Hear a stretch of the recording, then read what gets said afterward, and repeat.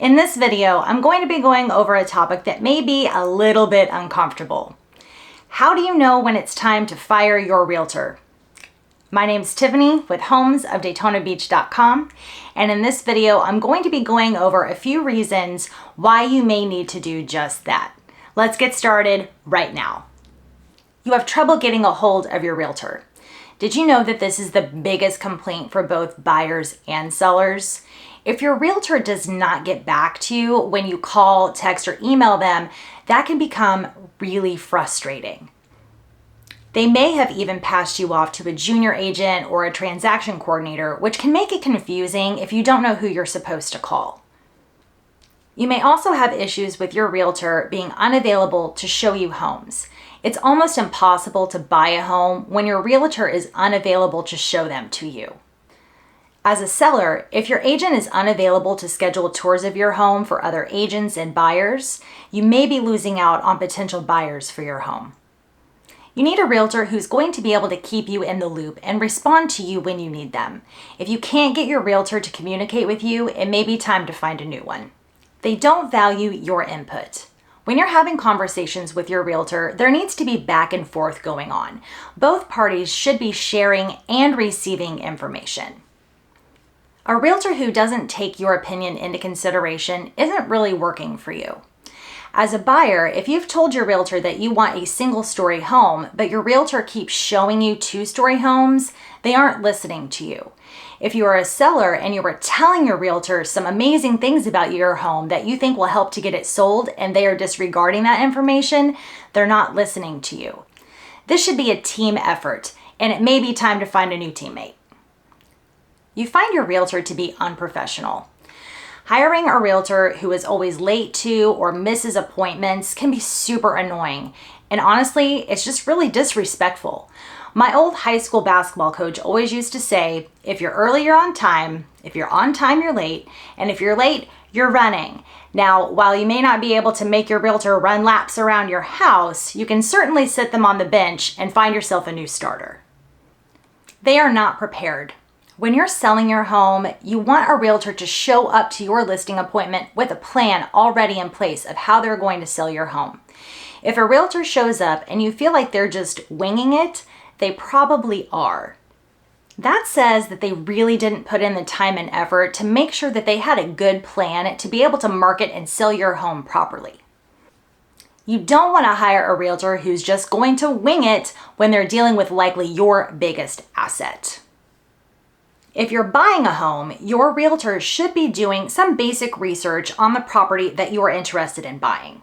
So if they can't answer basic questions that you have about that property, then they are probably not the right fit for you. You feel like your home isn't being marketed. If your home is already on the market and you're not getting a lot of activity, a couple of different things could be going on. First, your home may be overpriced for the current market conditions, and that is absolutely a conversation that you need to be having with your realtor to maybe readdress that price point. Second, your realtor may not actually be marketing your property.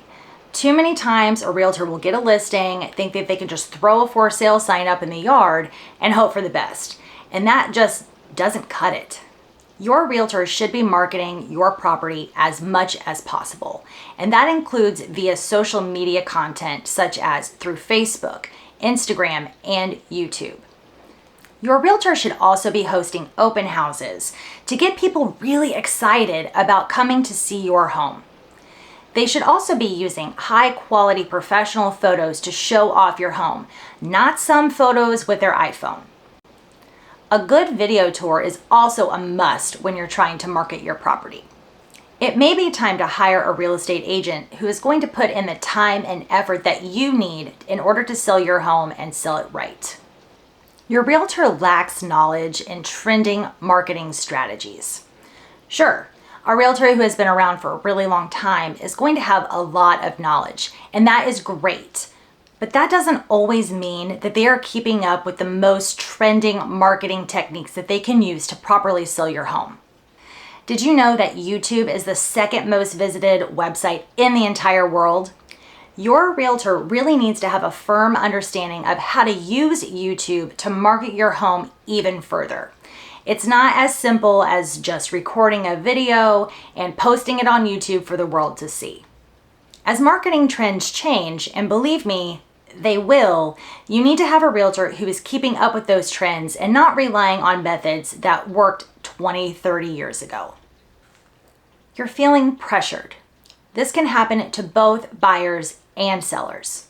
If you're a buyer and your realtor is pressuring you to make an offer on a house that you're not 100% for, you need to take a step back. This person is not in your corner, and you should not feel pressured to make an offer that you are not 100% okay with. Make sure that you're asking tons of questions, and if you are still not okay with that offer that real estate agent is asking you to make, don't make the offer. As a seller, a realtor may also pressure you into accepting an offer that may not work for you.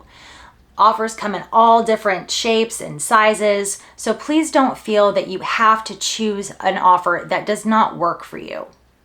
Nobody wins in this situation except for the realtor. Your realtor doesn't keep you informed. As a buyer or a seller, your realtor needs to make sure that you are kept informed. And what this means is that they are letting you know what's happening throughout every stage of your transaction. If you feel like you're continuously in the dark, then please have a conversation with your realtor and let them know how you're feeling. Your realtor may say that they're really busy, they've got a lot of clients, they're stretched a little bit too thin. And while this does happen, it's still not an excuse. You're just as important as any other client, and it may be time to hire a realtor who is going to put you first too. You feel uncomfortable. Sometimes a client and a realtor are just not a good match. Personalities can clash, and that's okay. Not everyone is going to like everyone else. But if you are feeling uncomfortable with your realtor, it's best to get out early. I would suggest always interviewing your realtor before you hire them. That way you can avoid any hard feelings if you think things are not going to work out later on down the line. Finding a realtor that you feel comfortable with and can trust is a must, and it's going to make your buying and selling process that much more enjoyable. This one can be a tough one. Your real estate agent is unethical. Getting the feeling that your realtor is shady is never a feeling that you want to have. Here are some examples of some things realtors may do that might have them teetering on that line of being unethical. They're being lazy. Taking too long to submit a buyer's offer on a property they are really interested in, or taking too long to show the offers that have been made on a property to a seller is a huge red flag. Buyers could potentially lose out on a property that they've had their heart set on, and sellers could lose out on the opportunity to have multiple offers on the table at one time and possibly even drive up their price. Sometimes realtors make promises that they can't keep. You might hear this referred to as buying the listing. This is when a realtor will come into a seller's home and tell them that they can get X amount of dollars for their property just to get the listing, knowing full and well that that home is nowhere near that and will never be able to bring that much money in the current market. This can waste sellers' time, money, and be really frustrating to boot. Do not hire a realtor who overpromises and underdelivers. If you have a bad feeling about your agent from the start, trust your gut and hire somebody else that you feel like you can't trust. If you have experienced one or more of these issues, don't panic. Sometimes all it takes is for you to have a conversation with your realtor to explain to them what your concerns are, and usually you'll be able to resolve the problem from there. However, if you are still having concerns with your realtor, it may be time to let them go. If you have signed a contract with a realtor, whether that be a buyer's contract or a listing agreement, make sure that you have read and understand all of the aspects of the contract, as there may be some fees associated with canceling that contract. However, some realtors are more than happy to just end the relationship because they would rather you have a good experience than a bad one. Have you ever had any of these experiences?